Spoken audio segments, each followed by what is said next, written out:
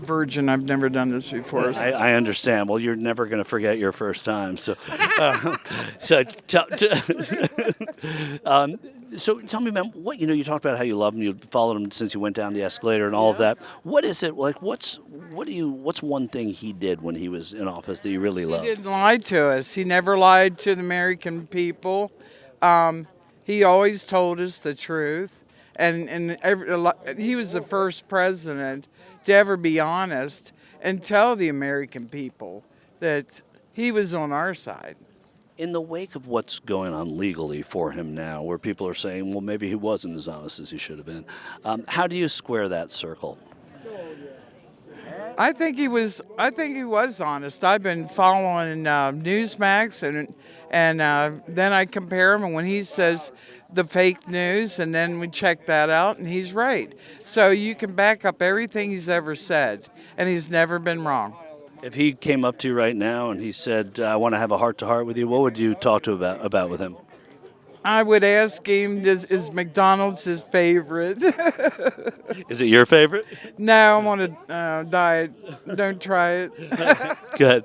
And what if President Biden were to come up and introduce himself and say, hi, ma'am, how are you? I would be respectful of my elders and walk away or roll away.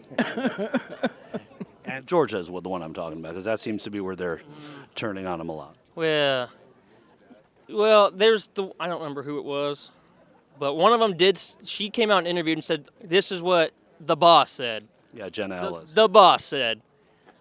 Well, the boss could be that guy for all I know. We're here with a proffer with Miss Jenna Ellis. Ellis, who falsely claimed ballots were manipulated, recounting a time at the 2020 White House Christmas party when she said Trump aide Dan Scavino told her Trump planned to simply refuse to leave the White House. He said to me in a kind of excited tone, well, we don't care and we're not going to leave. Ellis said she asked him, what do you mean? He said the boss is not going to leave under any circumstances. We are just going to stay in power.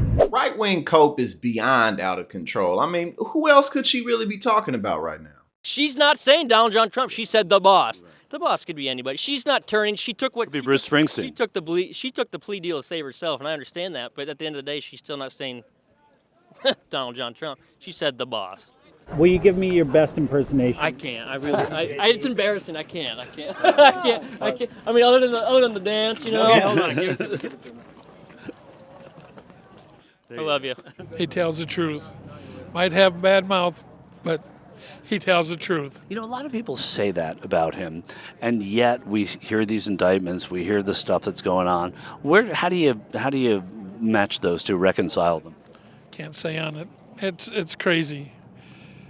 They need to drain the swamp and get rid of the ones that's doing it because they're the ones causing the problem. But even you have people in his administration saying that he was responsible for Georgia and things like that. I doubt it. I really do. There's enough money that they pay them to. I mean, somebody give me a couple $1 million, I'd say what they want me to say too. And what about the indictments? Do those bother you at all? Absolutely not. I don't even believe they have any value, any truth to them. They're fake. Absolutely fake. It's easier for them to believe that everybody else in the world is lying instead of them maybe just being wrong. And I'm not madly in love with Trump's personality, but nobody would go through what he's going through voluntarily and still survive it. Most of us would have split from this kind of pressure like a rotten watermelon. And he's taken it, and he's taken it, and he's taken it, and he's supposed to have spent $100 million defending himself against frivolous crap.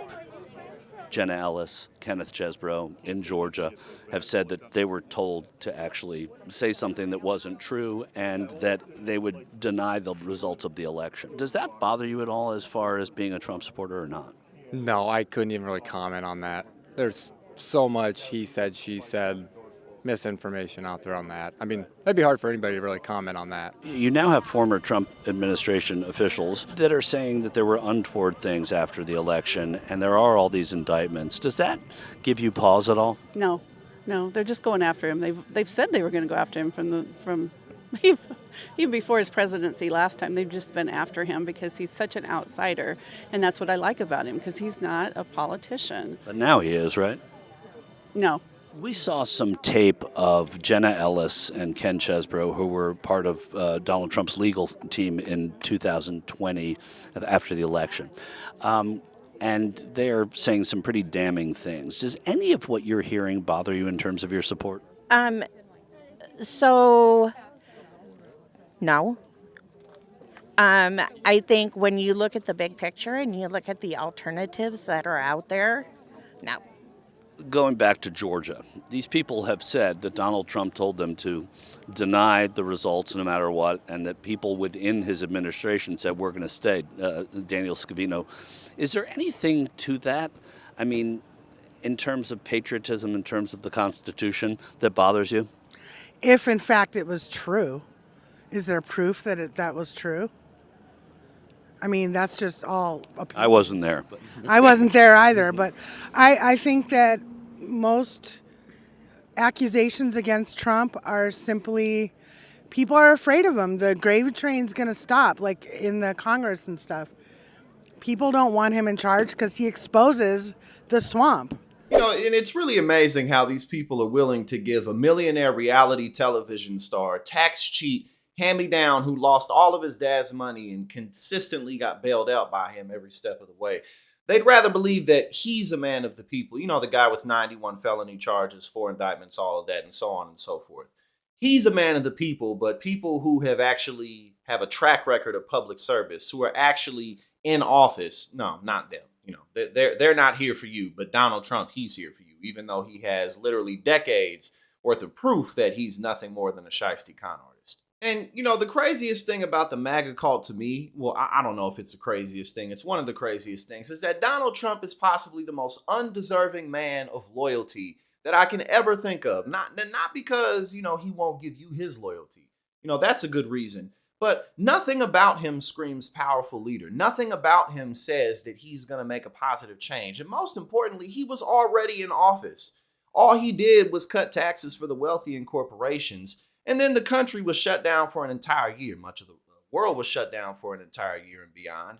But he dismantled our response systems for it and then pretended like COVID wasn't a thing. And then he lost in 2020. And ever since 2018, Republicans have not been doing as well in elections as the polls have showed that they would, or that you would think that they might, because of the reversal of Roe v. Wade.